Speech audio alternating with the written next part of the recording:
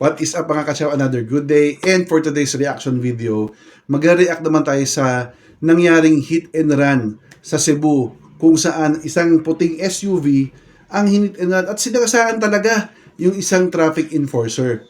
Tara, panoorin natin. Samahan niyo ako. Let's go. Come on, let's get started here on Iron Poets.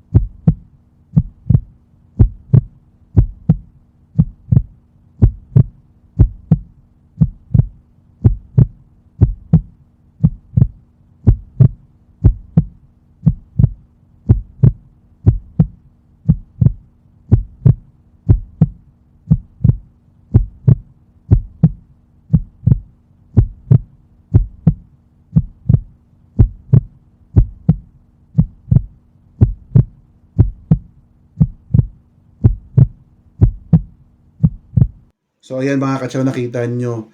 Katakatakang talagang sinagasaan ng puting SUV na ito yung traffic enforcer na nangharang sa kanya dahil barado na yung intersection. Buti na lang, nakagulong to. Kung hindi, naku putik, talagang makakaladkad to sigurado si Manong. Nako, grabe. At meron din tayong isang interview from the traffic enforcer mismo. Ngayon, since nasa Cebu sila, Bisaya po yung salita. Kaya I'll try my best na i-translate na lang after the video since nakakaintindi naman ako ng konting Bisaya. Tara, panoorin natin si Manong. Forward ko kay paunungon siya na kung sunod. Yung panty mo doon lang.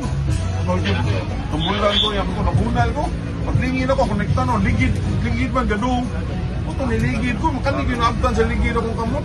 Giovanni, Sirano, sir. dire ka duwer ka dire ka man. Pagpulang ko, 1 week ko lang ko dali, sir. Asa istorya ni sir? Asa istorya ha? Awas man ang iskaryo, so ako siyang gipapahunong para di mapa ng intersection ba, di ma-block ba. Ihunong mo sa siya. So pag hunong niya, ni-forward ko kay ako panungon ang sunod nga sakyanan. Yung panty mo nagkalit, may pagkabunal na ko. Paglingin ako, ligid mo gigapadong na ko mo itong niligid ko. Akong kamot mo inabtan. Napay ka kaso sir? Ambot na ani, willing mo to siya mukha na niya mga paano. Nalata yun? Wala man siguro. Binod na kayo, di na kumulihok.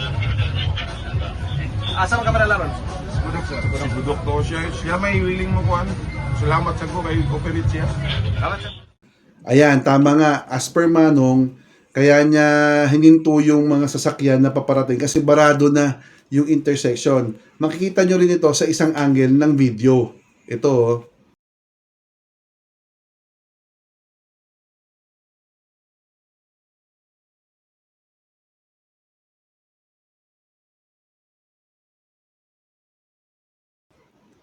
Ayan.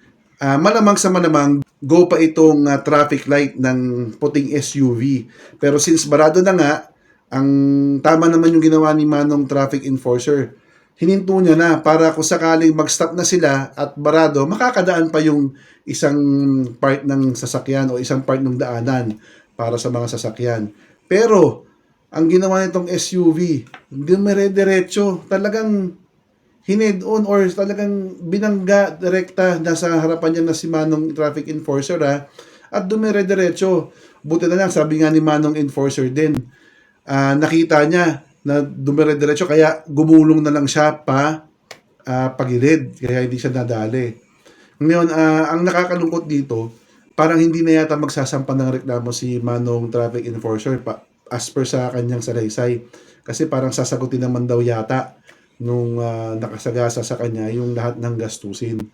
Pero nag-file na yung LTO ng show cause order laban dito sa puting SUV. And sana naman please LTO, kahit hindi na magsasampa ng kaso si Manong traffic enforcer, i-revoke mo na. I-revoke nyo na po yung lisensya nitong puting SUV na to. Ito yung karapat dapat ma-revoke kasi parang attempted homicide na nga ang nangyari dito. Kasi talagang sinagasaan at dumire-diretso. Nakaiwas lang si Manong kaya hindi nakalagkad.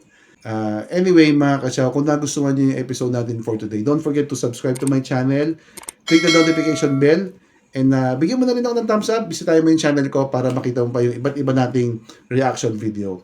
So, sa mga drivers natin dyan, mga traffic enforcer, ingat po tayo lahat. Stay safe mga chow. Ciao.